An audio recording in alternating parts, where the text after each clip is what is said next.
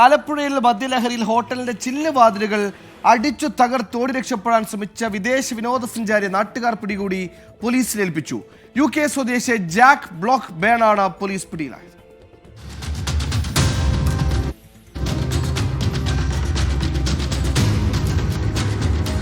ബുധനാഴ്ച രാത്രി 10 മണിയോടെ ആലപ്പുഴ നഗരത്തിലെ ബെയ്റൂട്ട് ഹോട്ടലിലാണ് സംഭവം.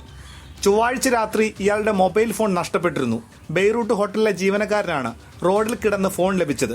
ഫോണിലേക്ക് വിദേശ പൗരൻ മറ്റൊരു നമ്പറിൽ നിന്ന് വിളിച്ചപ്പോൾ ജീവനക്കാരൻ ഫോൺ സുരക്ഷിതമായി ഹോട്ടലിൽ സൂക്ഷിച്ചിട്ടുണ്ടെന്ന് അറിയിച്ചു. ഇത് വാങ്ങുന്നതിനാണ് ബുധനാഴ്ച രാവിലെ ജാക്ക് മദ്യലഹരിയിൽ ഹോട്ടലിലെത്തിയത്. ഫോൺ കിട്ടിയ ജീവനക്കാരൻ അപ്പോൾ സ്ഥലത്തില്ലാത്തതിനാൽ അല്പസമയം കാത്തു. ഹോട്ടൽ ജീവനക്കാരൻ എത്താൻ വൈകിയതോടെ പ്രകോപിതനായ ജാക്ക് ഹോട്ടലിന്റെ ചില്ലുവാതിലുകൾ തകർത്തു. പിന്നീട് മുൻപിൽ വന്നവരോടെല്ലാം കയർത്ത് അക്രമാസക്തനായി. ആലപ്പുഴ സൗത്ത് പോലീസ് വിവരമറിഞ്ഞെത്തും മുൻപേ നാട്ടുകാർ ഇയാളുടെ പിന്നാലെ ഓടി കീഴടക്കി. തുടർന്ന് പോലീസിന് കൈമാറി. പോലീസുകാരോടും ഇയാൾ വാക്കേറ്റത്തിലേർപ്പെട്ടു.